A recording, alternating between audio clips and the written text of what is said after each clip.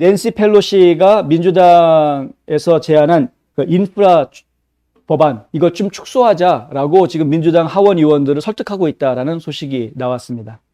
낸시 펠로시 하원 의장이 지금 이제 3조 5천억 달러 규모, 바이든이 내놓았던 그 3조 5천억 달러 규모의 인적 인프라 법안이죠. 이거 도저히 뭐 통과시키기가 어려운 상황이 되어 있습니다. 조 만친 상원의원도 그렇고, 이 크리스텐 시네마 상원의원도 그렇고, 그거 안 된다, 너무하다 해가지고 민주당 내에서 지금 격돌이 벌어지고 있죠. 그래서 일단은 바이든 대통령이 그러면은 1조 7천억 달러에서 2조 2천억 달러 사이에서 좀 어떻게 해달라, 이렇게 이야기를 지금 하는 상태이고요. 그 상태로 지금 조정이 이루어지고 있는 중입니다. 근데 그런 일이 벌어지고 있는 과정에 이 자야팔, 이 이름도 참, 자야팔이 뭔지 언제 보니까 눈덩이가 밤탱이가 돼가지고 한번 방송에 나와서 이야기하던데, 해가 이 자야팔이 반대하고 나왔죠. 지금 민주당 의원들 중에서 한 100여 명 정도가 소속이 돼 있는 프로그레시브 코커스, 그러니까 민주당 내의 진보 코커스의 의장을 맡고 있습니다. 그러니까 한 100명 정도의 하원 의원들의 수장을 맡고 있으니까 입김이 좀 세죠. 근데 얘가 지금 반대하고 나온 겁니다. 우리 의원들은 그거 용납 안 한다. 돈 더 많이 써야 되는데 왜 더 줄이려고 그러느냐. 이제 이런 식으로 나온 겁니다. 그래서 하원에서도 좀 시끌시끌했죠. 그때 이제 낸시 펠로시가 그래서 이제 이런 이야기를 하는 겁니다. 어제 오늘 사이에 이야기를 계속 나누고 있습니다. 좀 줄여야 된다. 바이든이 지금 줄이기로 했다. 그러니까 우리가 좀 이해하자. 지금 한 명 더 나섰는데 바로 호이어 의원. 호이어 의원은 이제 민주당 내 원내대표로 하고 있는데요. 근데 이 호이어 의원도 나와가지고 자, 요번에 너희들이 좀 생각을 좀 바꿔줘라, 좀. 그러면서 하는 이야기가 뭐냐면, 우리가 이기고 있는 것처럼 행동하지 않는다면, 우리 국민들도 우리를 믿지 않을 것이다. 이런 이야기를 합니다. 자, 민주당에서 당당하게 우리가 이기는 것처럼, 그래, 우리가 뭐, 대승적인 차원에서, 좀 가격을 좀 낮춰가지고, 그러면 통과시켜 주겠다. 이제 이런 식으로, 선심 쓰는 것처럼, 큰 양보하는 것처럼, 그렇게 해야지, 그래야 국민들이 기분 좋게 그걸 받아주지, 무조건 이 민주당 안에서 이렇게 막 서로 싸우는 모습을 보여주면은 그거 누가 좋아하겠느냐, 이런 이야기를 하고 나온 것이죠. 근데 뭐 이런 얘기 서로 주고받았다라는 말이 뭐 폴리티코에도 나오고 여기저기 언론에 다 공개가 돼버려서 국민들이 다 알고 있는데 무슨 소용이 있는지는 잘 모르겠습니다. 하여튼 그런 것이고요. 중요한 것은 어쨌든 통과는 될 것 같다라는 겁니다. 지금 이제 펠로시도 그렇고 호이어도 그렇고 민주당 지도부에서 계속해서 요청을 하고 있는 상황이기 때문에 결론적으로는 지금 하원도 그렇고요, 상원도 그렇고 인프라 법안이 두 가지가 있죠. 하나는 이제 아메리카 잡스 플랜이 있고 또 하나는 아메리카 페미니스트 플랜이 있는데, 잡스 플랜은 전통적인 인프라, 그리고 페미니스트 플랜은 이 사회복지 법안 쪽의 인적 인프라에 대한 투자 법안입니다. 근데 이 두 가지가 다 합쳐서 원래 한 5조 정도 되는 돈을 쓰려고 했던 거였는데, 지금 일단은 인프라 법안은 1조 2천억 정도로 이야기가 지금 됐고요. 상원을 통과해서 지금 하원에 가 있고, 그리고 3조 5천억짜리는 하원을 통과했습니다만 상원에서 지금 걸려 있는데, 지금 아마 1조 7천억 정도 내지는 8천억, 아마 2조를 넘어가지는 않을 것 같다. 지금 전망이 어떠냐면 1조 7,500억 달러, 1조 7,500억 달러 선에서 마무리가 될 것 같다라고 지금 전망들이 나오고 있습니다.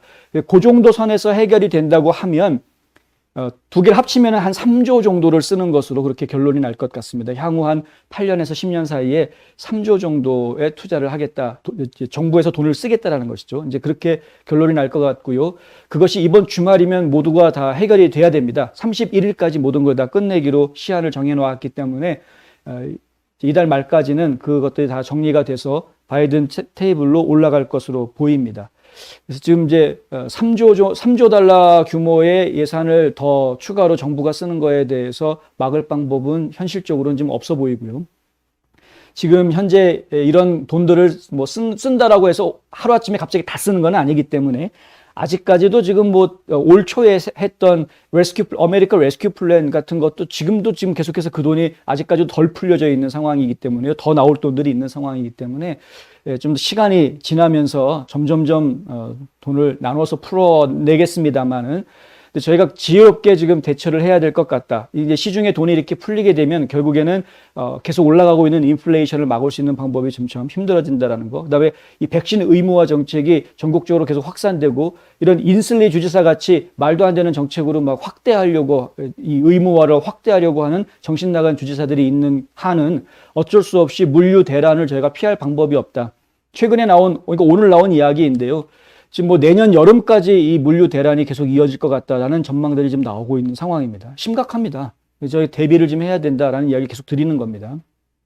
이런 인플레이션은 계속 있을 것이고 은행 이자는 좀처럼 챙겨주지 못할 것이고요. 어딘가에 투자를 하기에도 상당히 좀 부담스러운 그런 상황이 되어져 있는 상태에서 과연 우리가 어떻게 해야 될지 상당히 좀 걱정스러운. 거기다가 지금 의무화 때문에 일자리마저 지금 놓쳐버리게 되는, 일자리에서 쫓겨날 수밖에 없는 처지에 놓이는 분들도 자꾸 나오는 상황이어서 상당히 좀 어려운 상황이 앞으로 전개될 것이다라는 것을 염두에 두시고 지금 계획을 좀 하셔야 되지 않겠는가, 대비하셔야 되지 않겠는가 하는 이야기들을 좀 드리고 있는 것입니다.